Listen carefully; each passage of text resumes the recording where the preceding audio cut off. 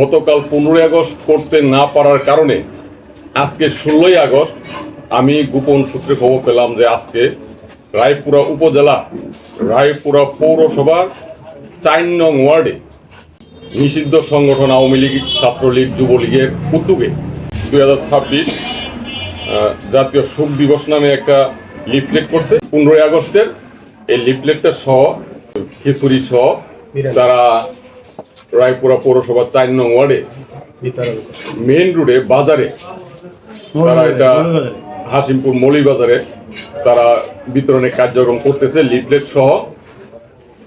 আমি খবর পেয়ে আমার সাথে রায়পুরা ইউনিয়নের যুবদল, ছাত্রদল সহ আমরা প্রায় 15-20 জন আমরা তাৎক্ষণিক ওইখানে দৌড়ায় যাই, যে আমাদেরকে দেখে অনেকে দৌড়ায় পালাই গেছে, অনেকে দৌড়ায় নিয়ে গেছি আমরা।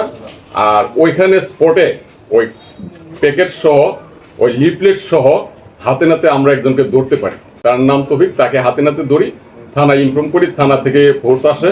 আসার পরে তারা ওই যে তাকে আমরা আটকাই, তাকে ওই খাবার লিফলেট সহ তাকে আমরা পুলিশের কাছে হ্যান্ড ওভার করি। পুলিশ তাকে অ্যারেস্ট করে নিয়ে যায়। তাদের যে নিষিদ্ধ সংগঠন আওয়ামী লীগ, ছাত্রলীগ, যুবলীগের যে প্রোগ্রাম তারা ব্যর্থ হয়ে করতে রায়পুরা করতে পারে। আজকে অনেক চেষ্টা করছিল প্রোগ্রামটা করার জন্য, তারা ব্যর্থ হইল, তারা প্রোগ্রাম করতে পারে না, পালিয়ে যেতে বাধ্য হয়েছে।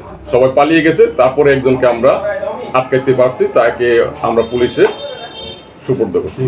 পুরা উপজেলায় ইঞ্জিনিয়ার আশরাফ উদ্দিন বকুল সাহেবের নেতৃত্বে কোনো নিষিদ্ধ সংগঠন এখানে কোনো কার্যক্রম চালাতে পারবে না, কার্যক্রম করতে পারবে না। ইনশাল্লাহ আমরা ঐক্যবদ্ধ এবং আমরা অনেক শক্তিশালী আগে থেকে।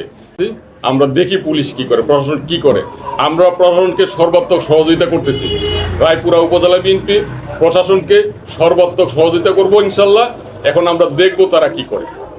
যেহেতু এই সংগঠনটা সরকারিভাবে নিষিদ্ধ, তাহলে তাদের তো এখন এই সংগঠন করার অধিকার নাই, তাদের প্রোগ্রাম করার অধিকার নেই।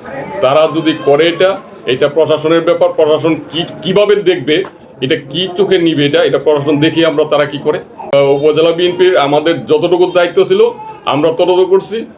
সকলকে নিয়ে আমি প্রতিহত করছি। পৌরসভার 4 নং ওয়ার্ডের প্রোগ্রাম আমি তাদের করতে দেই নাই এবং তারা ব্যর্থ হয়ে তারা আমাদের বয়ে পালিয়ে গেছে।